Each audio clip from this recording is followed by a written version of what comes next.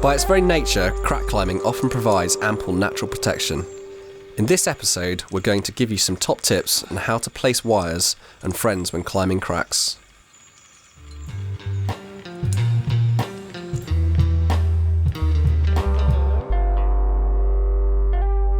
The first principle to look at when protecting any sort of size of crack is to actually have a look at your crack, see what sort of size it is, and then make an appropriate selection on your harness to protect that size. So with that in mind, I'll select for my protection a range of small nuts for the bottom of the pin scars, a set of medium nuts, and then some larger nuts here as well that will cover me all the way up to thin hands. And on this side of the harness, I've got friends that will cover me right up from the micros, which will take me into the finger size, and up to the friend 2, about the same size as a thin hand jam, so I know that I need nothing extra to take up, and anything extra in terms of size will just be wasted effort. What I'm going to demonstrate here is my top 2 tips for protecting finger cracks. My first tip is when you're in a crack and you've got 2 good finger locks and you place here, the real temptation is for you to place a bit of gear above your head. It feels more secure and you know that you're going to take a smaller fall. So normally you do that, select your gear, you be in your finger locks, and you place that protection above your head, and immediately you can see that the first carabiner blocks our first finger jamming placement and the second one lies in that other finger jamming placement. If you then factor in the rope as well, this will lie down up through the carabiner and down, blocking even more of the crack. So my first tip really for this would be to not place the nut high and actually place all of your nuts on finger cracks just a little bit lower, probably I'd say from chest level or below. So if I looked across my chest level, immediately obvious, really nice placement there. Slots in, my hands are above that placement, nothing gets in the way, it doesn't obscure. I'm only going to take perhaps a 2-foot fall longer on this, and the climbing is going to feel a lot easier this way. My second tip would be that if you do want to place protection above your head, try not to block your handhold.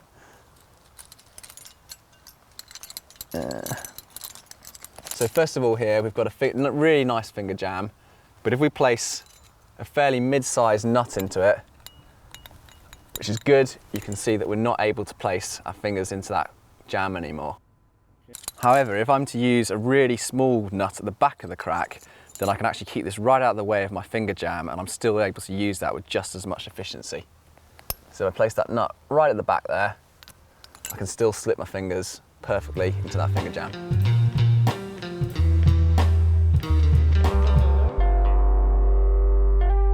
With placing a friend in a crack, you need to be really careful with the angle of the stem, particularly in the UK where the cracks aren't always uniform inside. So if we see on here, if we place this in at a 90-degree angle that you often see people doing at the crag, this means that when you load the friend during a fall, the stem will rotate downwards and cause that friend to walk inwards. Often it will hold, but if you look right inside, these inner cams have actually opened right out.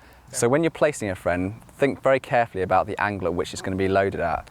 When I place a friend ideally in a crack, I'm going to be lining that stem up right in the angle of the fall, right from the outset. I know that's good to go.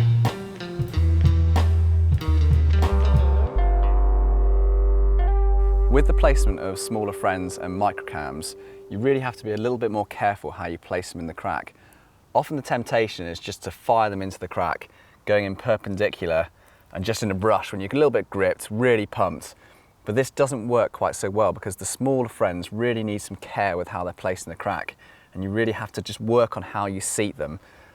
So the better way, rather than placing that horizontal and like that, is to insert the friend into the crack in the direction that you think the friend's going to get loaded in if you fall off the route. So we put it in at roughly 45 degrees to the crack, seating it in nice and deep, all 4 cams are engaged, not over cammed but not under cammed. And then once that's in, I tend to grab the loop on the cam, move it around a little bit, give it a tug, make sure it's seated, and then we're good to go.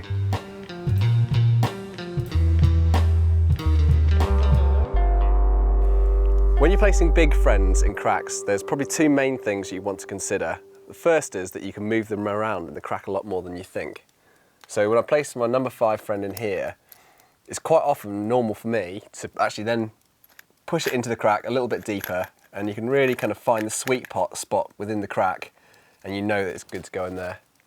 So the second thing to note on big friends is that when you place them in the cracks, they've actually got a lot more play in terms of the angles which you can put them into the cracks.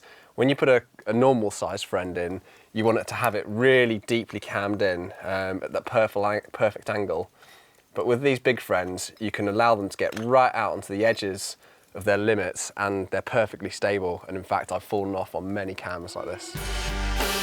Join us for the next episode of Wild Country Crack School, when we will look at how to protect your hands by taping up.